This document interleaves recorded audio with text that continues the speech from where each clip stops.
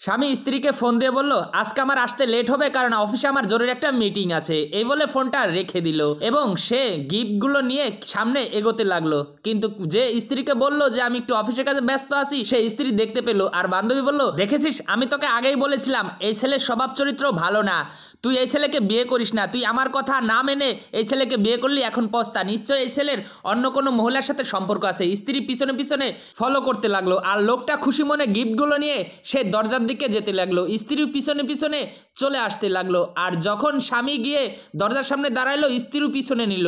আবার দেখেন সে গিফটগুলো নিয়ে কত হাসি মুখে দরজাগুলো টোকা দেওয়ার সাথে একজন দরজা খুলে দিল, অমনি স্বামী ভিতরে চলে আসলো আর সাথে সাথে স্ত্রীও সেই দরজার কাছে যেতেই সেই দরজার টোকা দিল।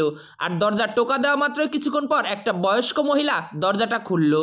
বয়স্ক মহিলা বলল, মা কি চাই? বয়স্ক মহিলাকে কিছু না বলে তার স্বামীকে ডাকতে শুরু করলো আর স্বামী ভয় পেয়ে গেল, কি ব্যাপার, ও আসলো কোথা থেকে? বললো, তুমি বের হয়ে আসো না, আমি যাব ভিতরে। তখন স্ত্রী ভিতরে চলে গেল।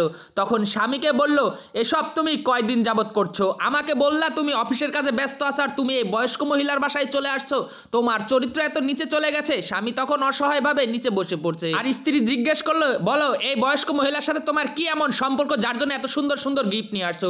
স্বামী আবারও মুখ ফেল ফেল করে স্ত্রীর দিকে তাকিয়ে রইল আর বয়স্ক মহিলাটি মিটমিট করে হাসছে আর এদিকে বারবার শুধু স্বামীকে ফোর্স করছে, আমাকে বলতে হবে এই মহিলার সাথে তোমার কি এমন সম্পর্ক যার জন্য গিফট নিয়ে আসা হয় আমাকে মিথ্যা বলে। তখন গিফটগুলোর আগের জলায় ধাক্কা দিয়ে ফেলে দিল, বলল, এখনো বলো তোমার কেই সম্পর্ক এই মহিলার সাথে?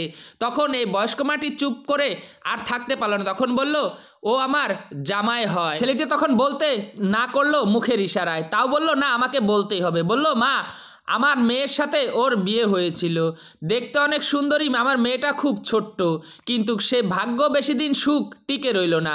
আমার মেয়েটা কিছুদিন পর মারা যায়, তারপর আমার আর দেখাশোনার কেউ নেই পৃথিবীতে, তাই ও মাঝে সাঝে আমার জন্মদিনে গিফট নিয়ে আসে। এই কথা বলার পর ছেলেটি একটু শান্ত হলো এবং বলল, তুমি যে ওকে বিয়ে করেছো সেটা ও বলেনি যে ও আগে আমার মেয়েকে বিয়ে করেছিল। এই সমস্ত কথা শুনছে আর মেয়েটিও মন খারাপ করে সব কথা শুনতে পাচ্ছে।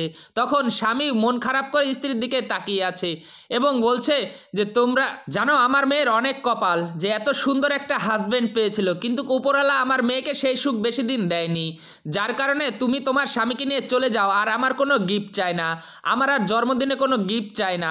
তখন বউটি মন খারাপ করে বসে রইল আর ছেলেটি বলল, মা এমন করে না।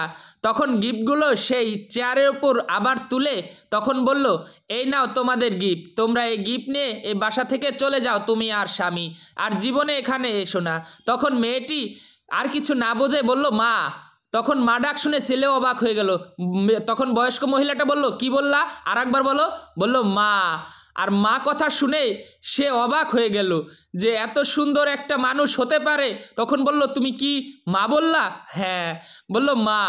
আবারও দেখেন কত খুশিতে মা বলল, হ্যাঁ মা, আমি ভুল করেছি না বুঝে, তাই আজ থেকে তো আপনার মেয়ে মারা যায়নি, আপনার মেয়ে আজ থেকে আমি, আপনি যতদিন আছেন আমাদের সাথেই থাকবেন, আমাকে ক্ষমা করেন।